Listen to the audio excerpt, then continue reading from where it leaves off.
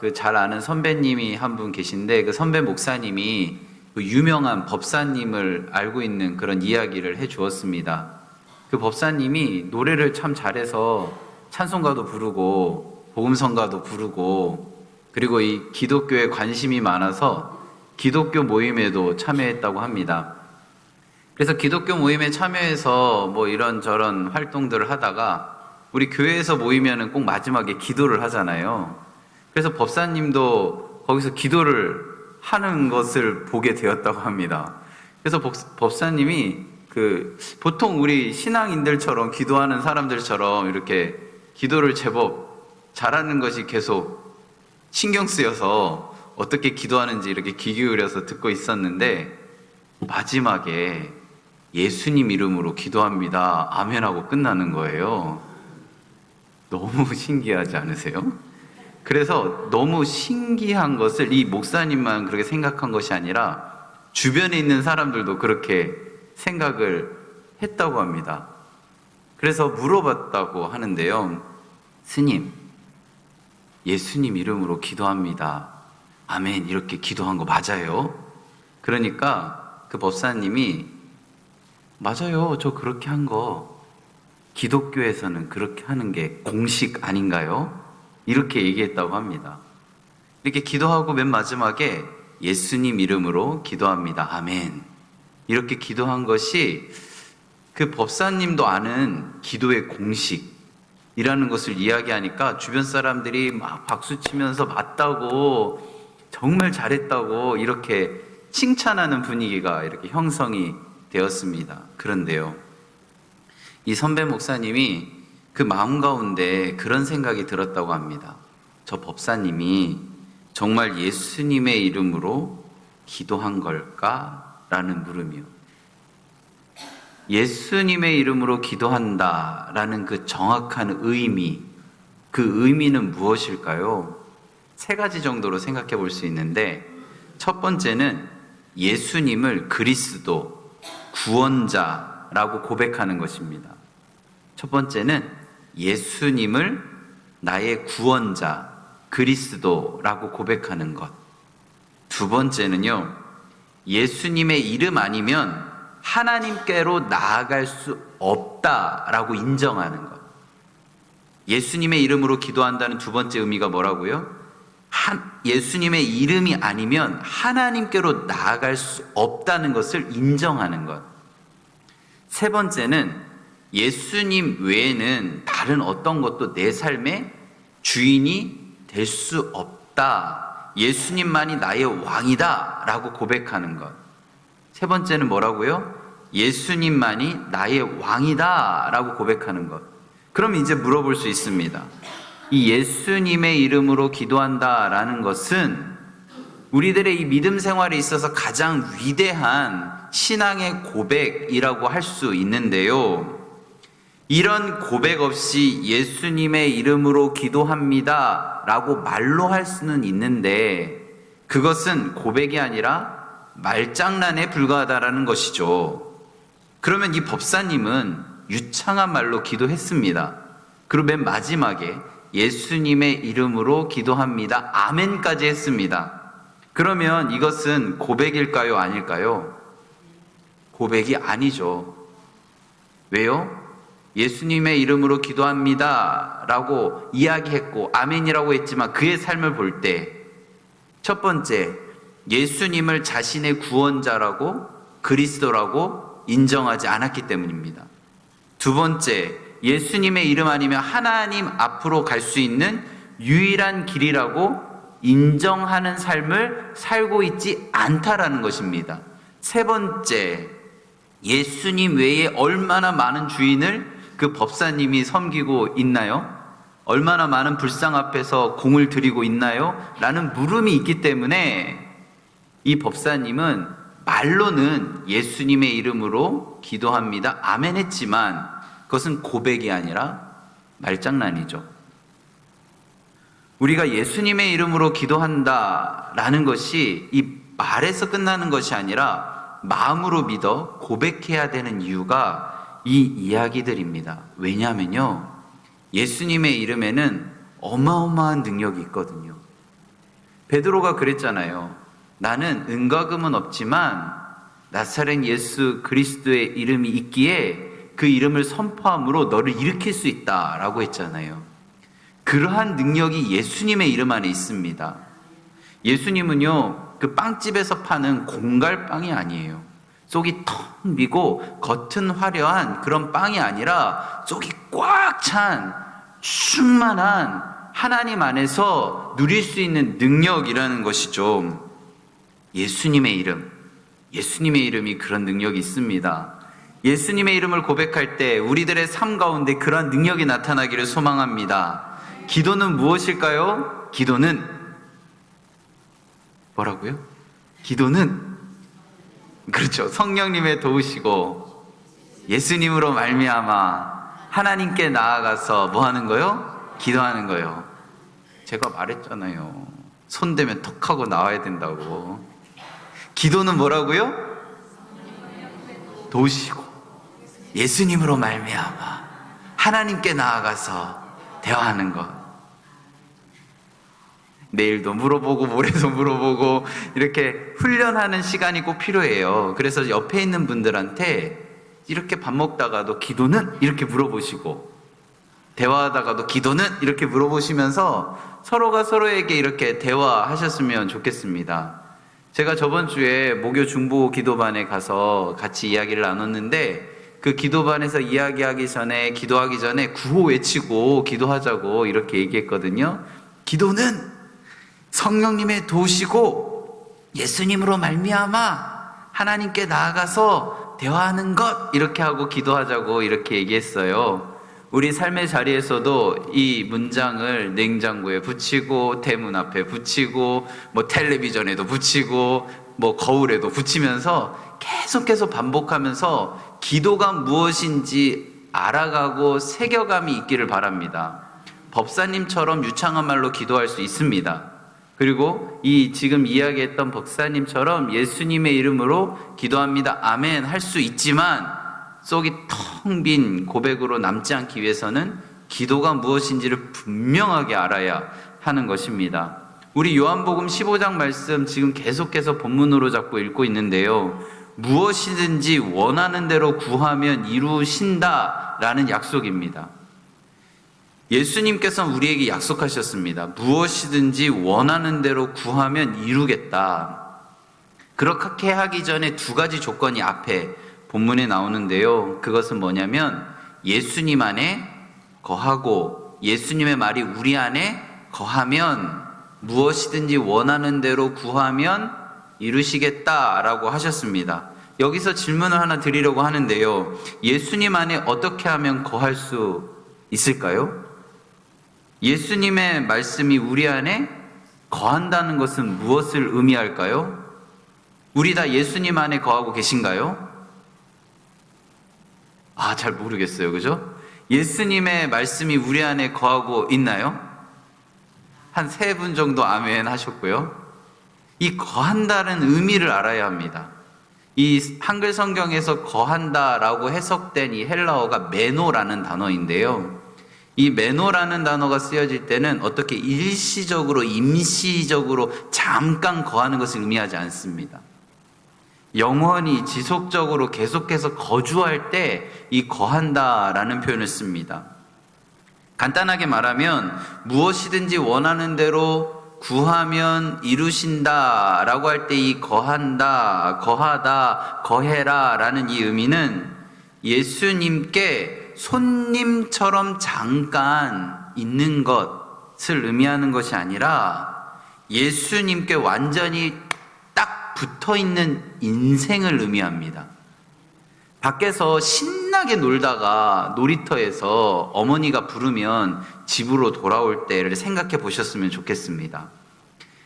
신나게 노는 놀이터에 거하는 것은 메노라는 단어를 쓰지 않습니다. 잠깐 있는 거니까요. 그런데 어머니가 불러서 집에 와서 집에 거할 때를 헬라어 메노를 씁니다. 그러면 우리가 교회에 와서 기도를 하죠. 교회 와서 기도할 때 손님처럼 잠깐 격식 차리고 앉아서 남들처럼 하는 기도, 그때 예수님 안에 거한다 편하다라고 쓸 수가 없다라는 것입니다. 우리가 가장 편한 복장으로 잠옷을 입고 침실에 누워있는 그 편안함으로 교회에서 기도하는 모습을 거한다라고 표현할 수 있는 것입니다. 제가 아는 집사님이 한 분 계신데요. 전에 있을 때 교회 집사님입니다. 그 집사님이 효심이 지극해서 그 노모를 모시고 있었는데요. 어머니가 점점 연로해 가시면서 손이 많이 가는 상황이 되었습니다. 그래서 집사님이 뭐 경제적인 여력이나 이런 부분들이 뭐 요양사라든지 아니면 간병인을 둘 수 있었는데 그 집사님 효심이 좀 특심해서 어머니의 모든 수발을 다 들었습니다. 아무리 효심이 커도 체력적으로 점점 지쳐가는 그런 것들을 경험할 때 저에게 와서 이렇게 이야기했습니다. 목사님, 딱 30분만 쉬고 싶다고, 하루에 딱 30분만 쉴 수 있으면 좋겠다고 이렇게 저한테 이야기를 했습니다. 그때 제가 이렇게 이야기를 했죠. 집사님의 삶 가운데 가장 편안한 곳이 어디입니까? 라고 물어봤습니다. 그래서 그 집사님이 교회예요. 그러니까 제가 뭐라고 얘기했냐면요. 집사님 하루에 한 번 교회에 오셔서 본당 장의자에 누워서 주무시다 가세요. 이렇게 이야기했습니다.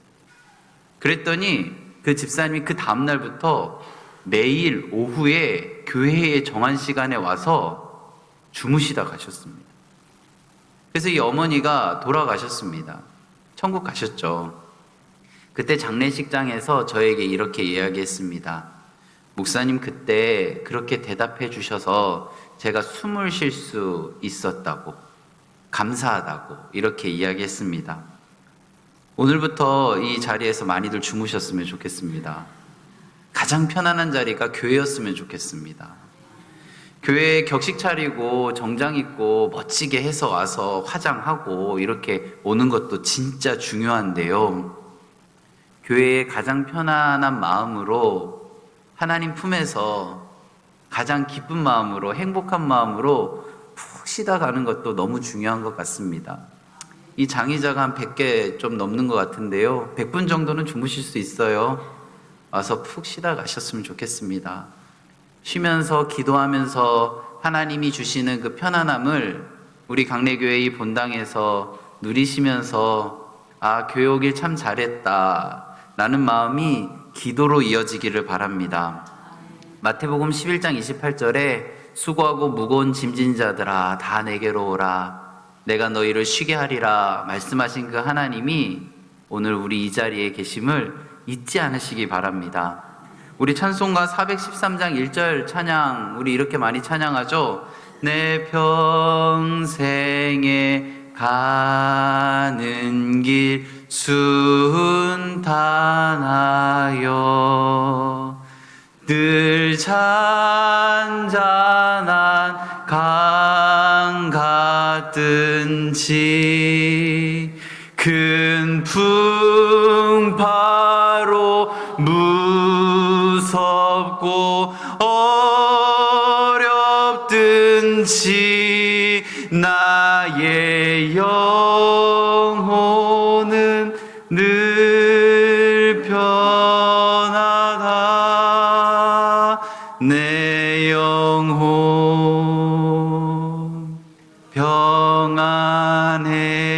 평안해. 내 영혼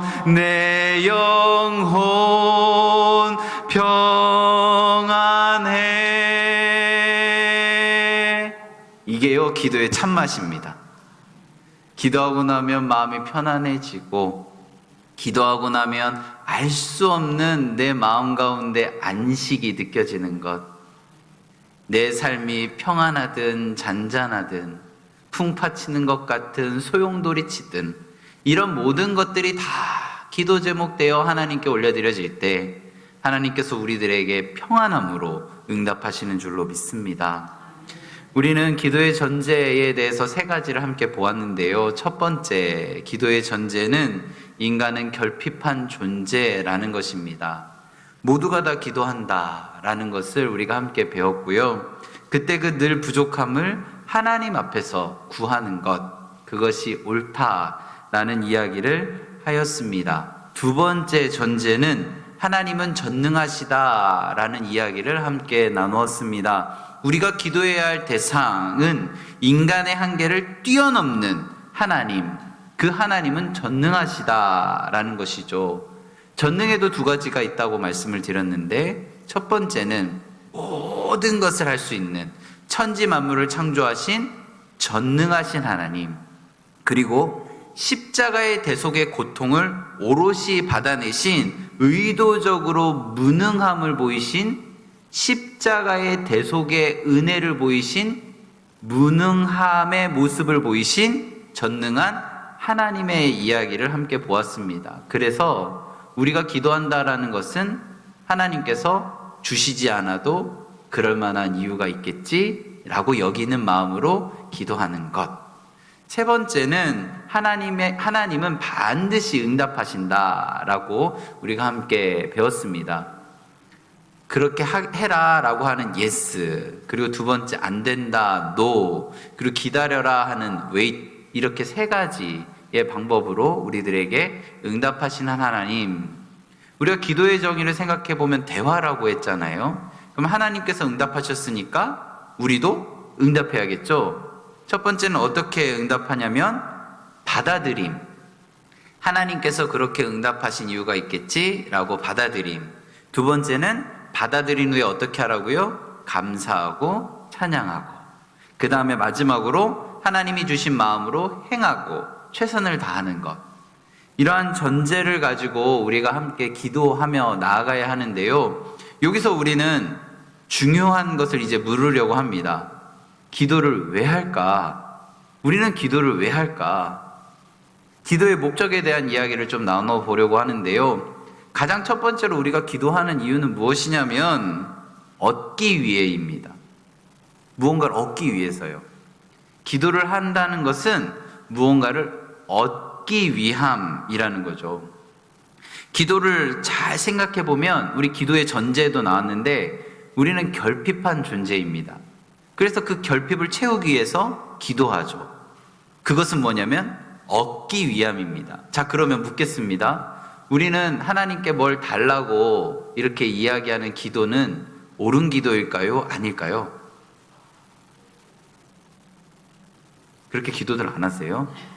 하나님 저 주세요. 이렇게 기도 안 하세요?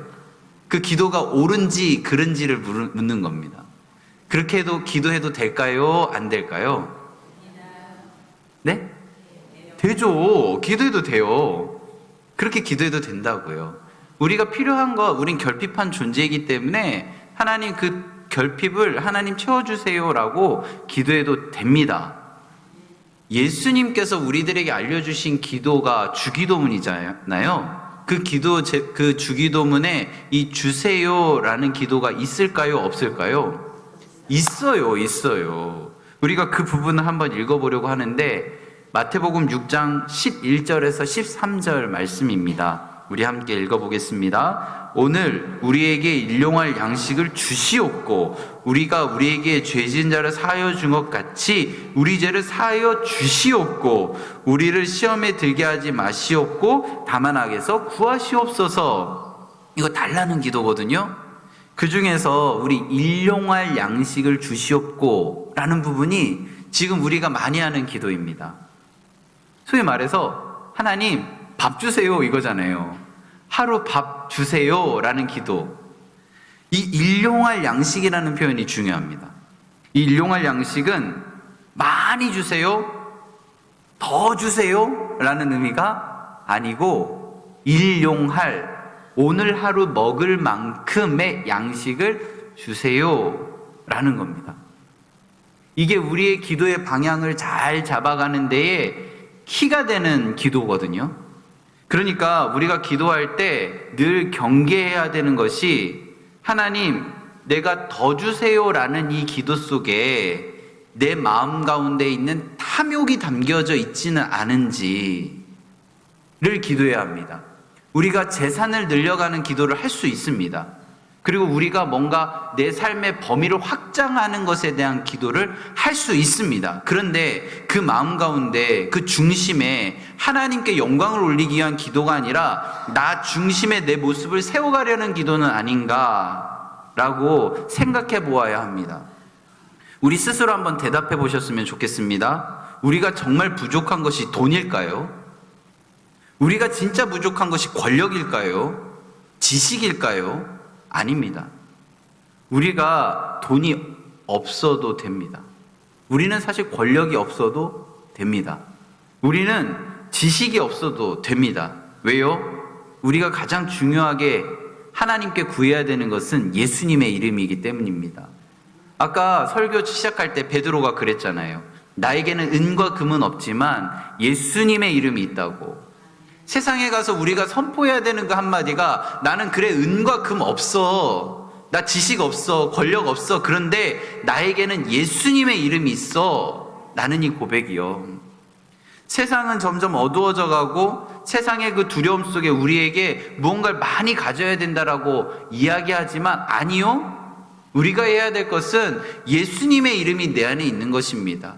우리가 구해야 될 1번 제일 먼저 되어야 되는 것은 하나님 돈 주세요, 권력 주세요, 지식 주세요, 무엇 주세요가 아니라 예수님의 이름이 내 안에 거하는 것을 구해야 합니다.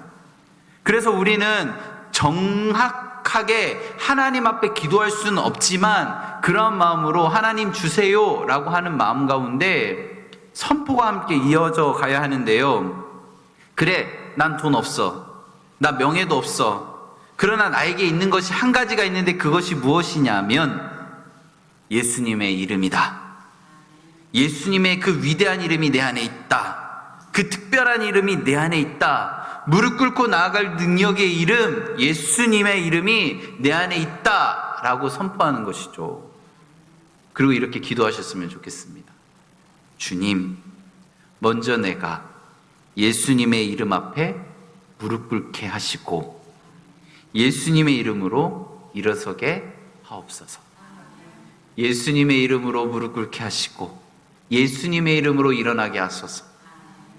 이 기도가 우리에게 얻기 위한 기도의 가장 중심 가운데 있기를 바랍니다. 분명히 기도하는 것은 우리의 필요를 채우기 위함입니다. 우리는 결핍된 존재니까요. 그래서 기도할 때 내 그 기도의 그 내용 중에 탐욕이나 이기심이 있지는 않은지 다시 한번 생각해 보셨으면 좋겠습니다.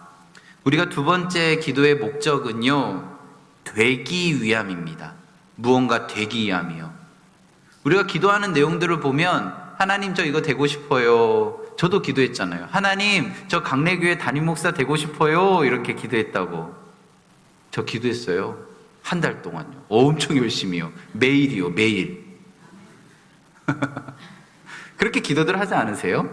뭐 되고 싶어요. 되게 해주세요. 하나님께서는 그 기도도 들으십니다. 들으시는데요. 우리가 경계해야 되는 것은 하나님은 이 자동 판매기가 아니에요. 돈 놓으면 커피 나오는 그런 자판기가 아니라고요. 우리가 기도하는 목적은 하나님 안에서 하나님과 대화하는 것입니다.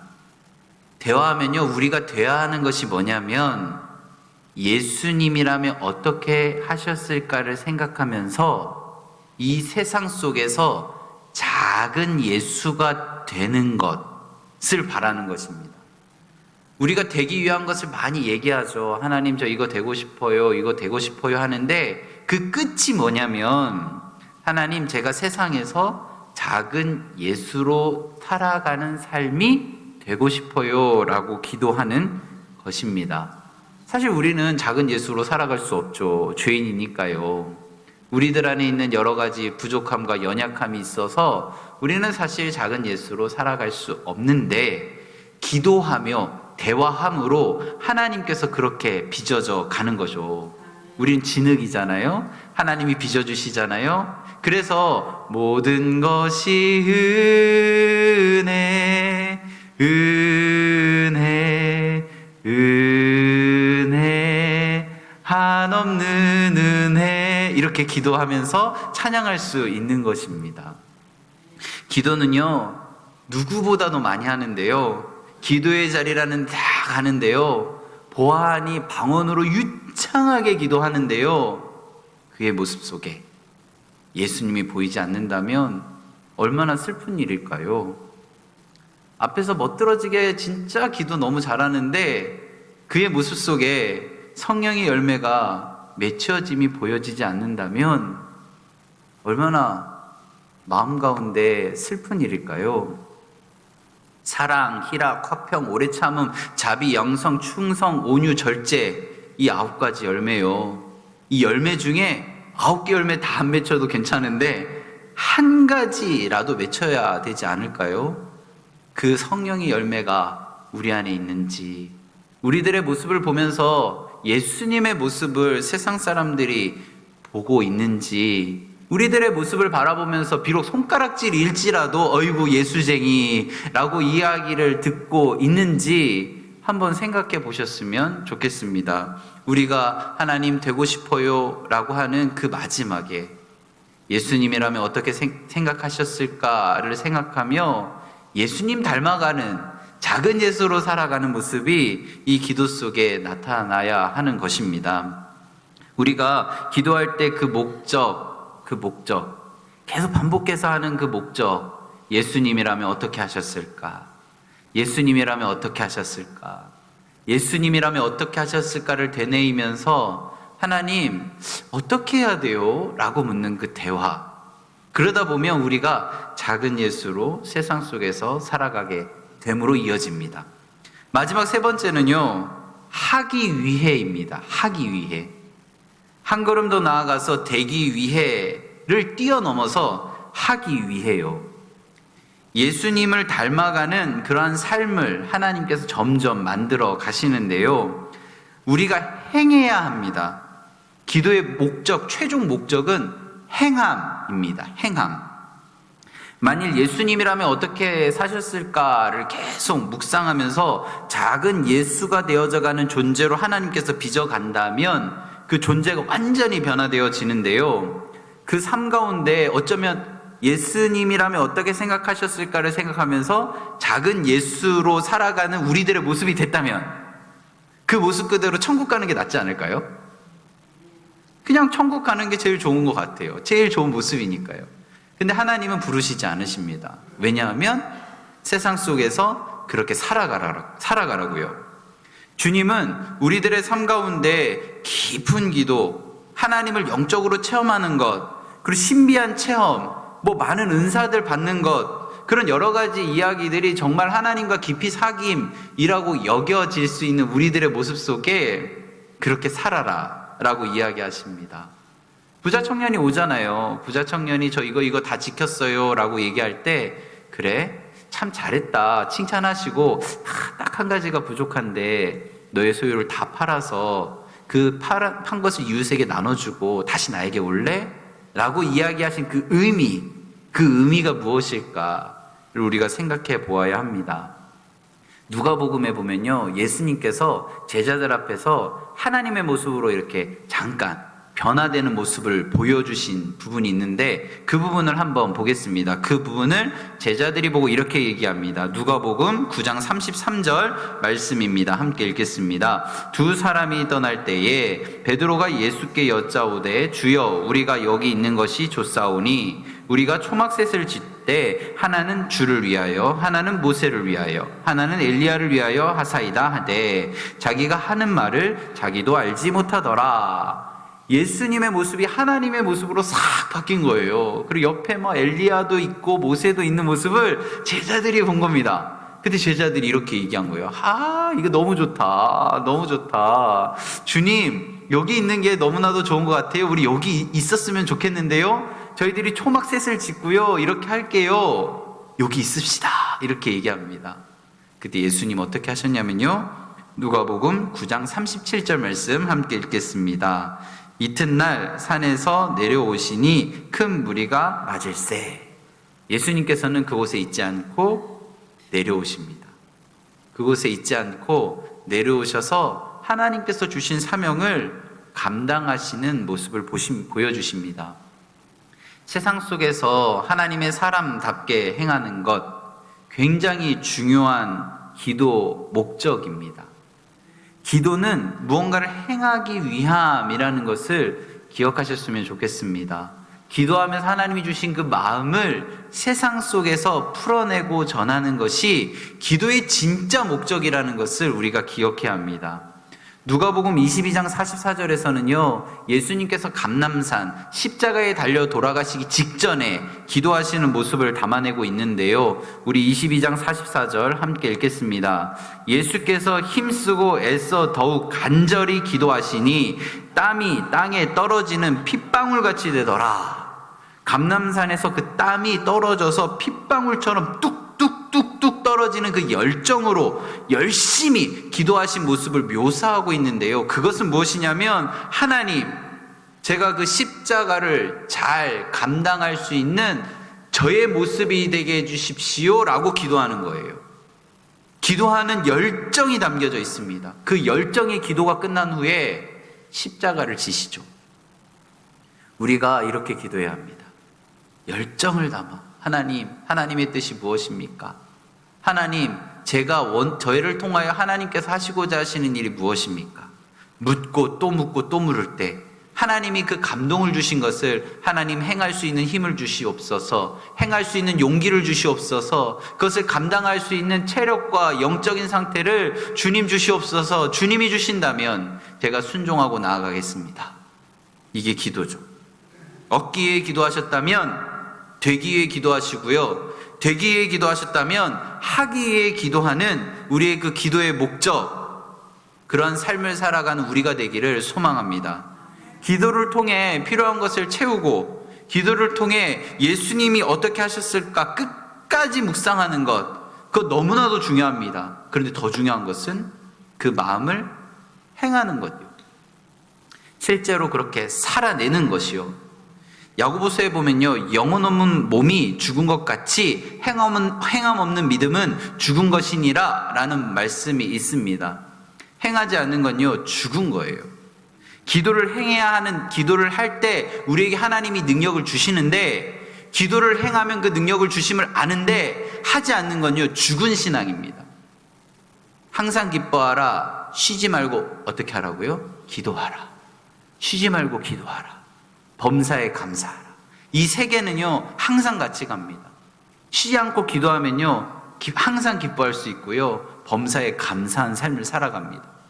우리들의 삶이 그렇게 되기를 바랍니다. 기도를 통해 주님 안에 거하고, 기도를 통해 내 안에 예수님의 말씀이 거하고, 기도를 통해 하나님 나라의 귀한 도구로 우리가 사용되어지기를 간절히 바라고 축원합니다.